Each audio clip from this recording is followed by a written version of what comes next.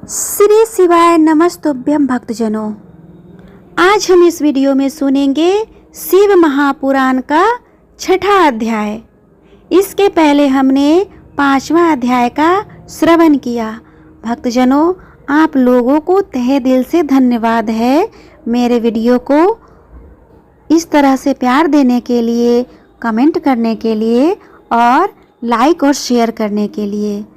अब हम 6ठा अध्याय का रसपान करते हैं। शौनक जी कहते हैं, महाप्राज्ञ व्यास शिष्य सूत जी, आपको नमन है। आप धन्य हैं, शिव भक्तों में श्रेष्ठ हैं। आपके महान गुण वर्णनीय हैं। अब आप कल्याण में शिव पुराण की श्रवण विधि बताइए, जिससे सभी श्रोताओं को उत्तम फल की प्राप्ति हो सके।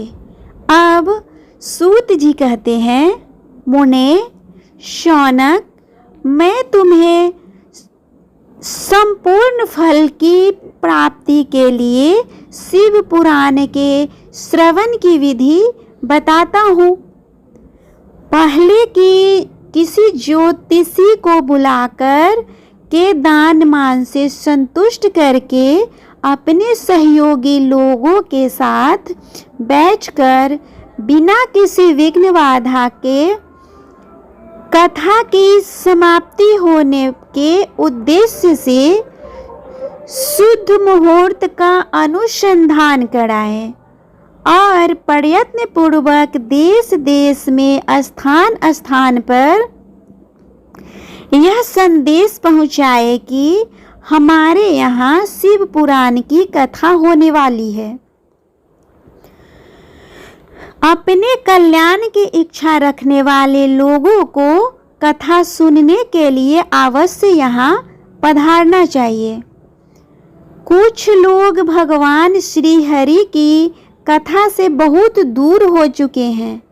कितने ही स्त्री, शूद्र आदि भगवान शंकर के कथा कीर्तन से वंचित रहते हैं। उन सब को भी सूचित किया जाए। ऐसा प्रबंध होना चाहिए, देश देश में जो भगवान शिव के भक्त हो तथा जिनमें भी शिव कथा के लिए, कीर्तन और श्रवण के लिए उत्सुकता हो, उन सब को आदर पूर्वक बुलवाना चाहिए और आए हुए लोगों का सब प्रकार से आदर सत्कार करना चाहिए। शिव मंदिर में, तीर्थ में, वन प्रांत में अथवा घर में शिव पुराण की कथा सुनने के लिए उत्तम स्थान का निर्माण करना चाहिए। केले के खंभों से सुशोभित एक ऊंचा कथा मंडल तैयार कराएं। उसे सब ओर फल फूल आदि से तथा सुंदर चंदोवे से अलंकृत करें और चारों ओर ध्वजा पताका लगाकर तरह तरह के सामानों से सजाकर सुंदर शोभा संपन्न बना दे। भगवान शिव के प्रति हर प्रकार से उत्तम भक्ति करनी चाहिए। वही सब तरह से अन्नाद का विधान करने वाली है। परमात्मा भगवान शंकर के लिए दिव्य आसन का निर्माण करना चाहिए तथा कथावाचक के लिए भी एक ऐसा दिव्य आसन बनाना चाहिए जो उनके लिए सुखद हो सके। मुने, नियम पूर्वक कथा सुनने वाले श्रोताओं के लिए भी यथा योग्य सुंदर स्थानों की व्यवस्था करनी चाहिए। अन्य लोगों के लिए साधारण स्थान ही रखना चाहिए, जिसके मुख से निकली हुई वाणी देहधारियों के लिए कामधेनु के समान अभिष्ट फल देने वाली होती है। उस पुराण वेता विद्वान वक्ता के प्रति तुच्छ बुद्धि कभी नहीं रखनी चाहिए। संसार में जन्म एवं गुणों के कारण बहुत से गुरु होते हैं, परंतु उन सब में पुराणों के ज्ञाता विद्वान ही परम गुण माना जाता है। पुराण वेता पवित्र, दक्ष, शांत, ईर्ष्या पर विजय पाने वाला, साधु और दयालु होना चाहिए।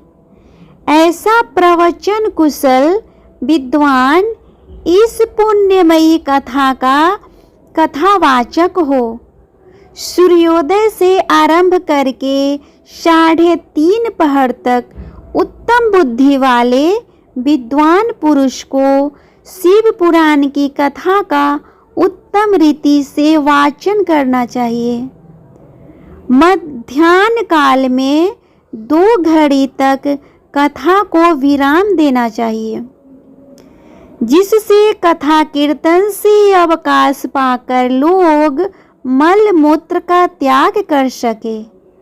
कथा प्रारंभ के दिन से 1 दिन पूर्व व्रत ग्रहण करने के लिए वक्ता को क्षौर करा लेना चाहिए।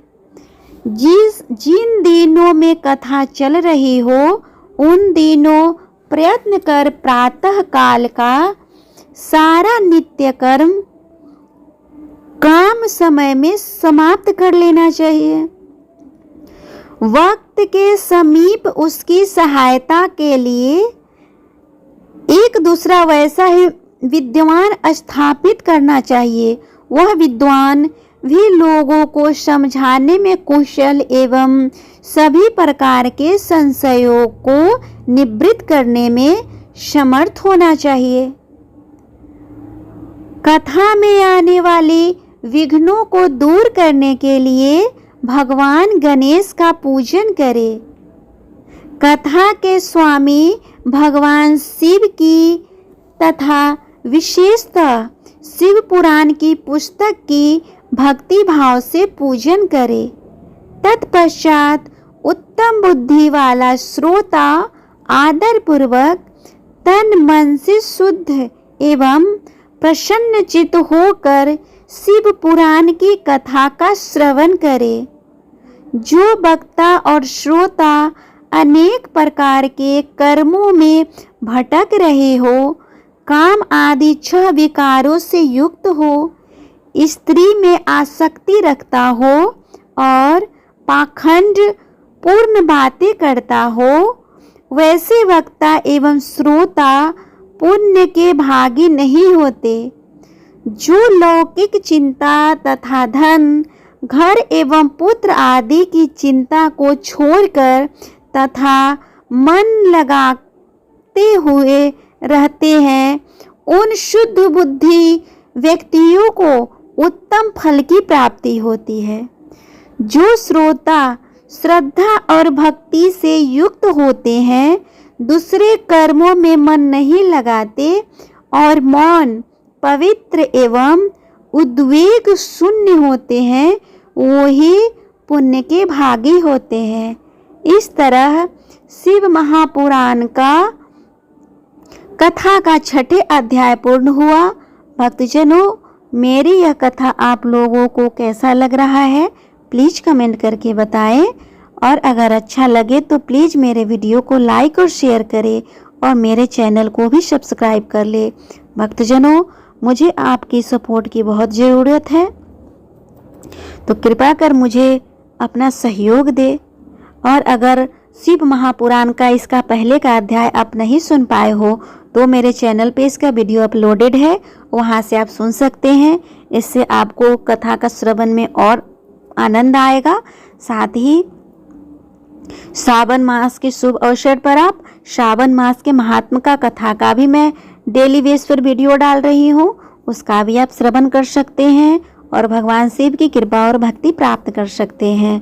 तब तक के लिए भगवान शिव शंकर आप सबों पे अपनी कृपा बनाए रखे। श्री शिवाय नमस्तुभ्यं भक्तजनों।